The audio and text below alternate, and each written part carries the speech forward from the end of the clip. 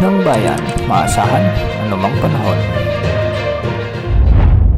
Magandang araw po sa ating lahat. Ngayon ay araw ng Huwebes, November 6, 2025 at narito ng pinakahuling update sa mga bagyo na ating minomonitor sa labas ng ating area of responsibility at sa magiging lagay ng ating panahon. Nakalabas na ang bagyong Tino at ngayon ay nasa layo na itong sa 255 kilometers hilaga ng Pag-asa Island sa Kalayaan, Palawan. Taglay pa rin ng bagyo ang lakas ng hangin na umaabot sa 155 km per hour malapit sa gitna at pagbugsong umaabot sa 190 km per hour. Kumikilos ito ngayon ng Pakanluran, Hilagang Kanluran sa bilis na 35 km per hour. Nakataas pa rin ang signal number 1 sa may Kalayaan Island sa Palawan at sa mga susunod na oras ay hindi na ito makakaapekto sa anumang bahagi ng ating bansa.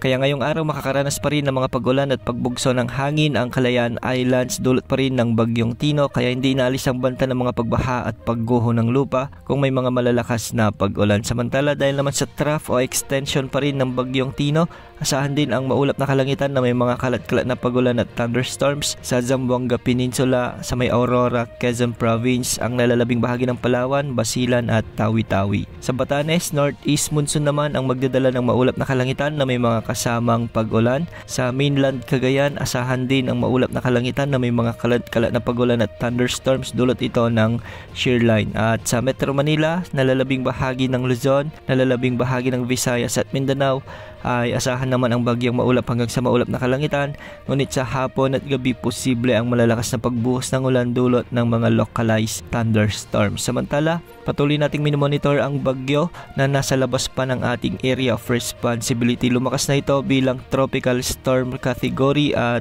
pinangalanan na ito may international name na ito na Fungwong. Huli itong namatan sa layong 1,700 kilometers silangan ng northeastern Mindanao. Sa labas pa rin ito ng ating PAR, taglay ang lakas ng hangin na umaabot sa 65 kilometers per hour malapit sa gitna at pagbugsong umaabot sa 80 kilometers per hour.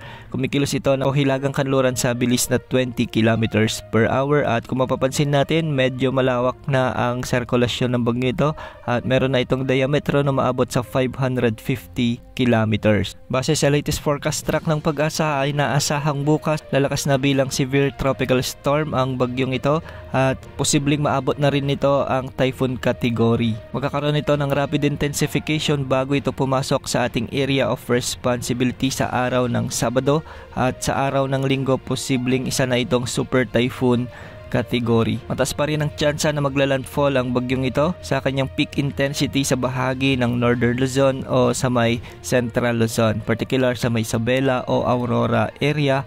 Ibig sabihin nito malalakas at babagsik na hangin ang mararanasan ng mga lugar na ito kung saan unang posibleng maglandfall ang bagyong ito. Posibleng humina ang bagyong ito habang tinatawid naman ang kalupaan ng Northern o Central Luzon sa araw ng Lunes, pero malakas pa rin na hangin ang dala nito bago tuluyang makalabas sa landmass ng Luzon. Bukas ng gabi o sa umaga ng Sabado posibleng itaas ng mga wind signals sa may silangan ng Eastern Visayas at ilang bahagi ng Bicol region dahil sa patuloy na paglapit ng potensyal na super typhoon na ito. Manatiling nakantabay sa ating channel sa mga susunod na updates. Yan muna ang latest sa lagay ng panahon. Ito po ang weather update ng bayan, maasahan anumang panahon.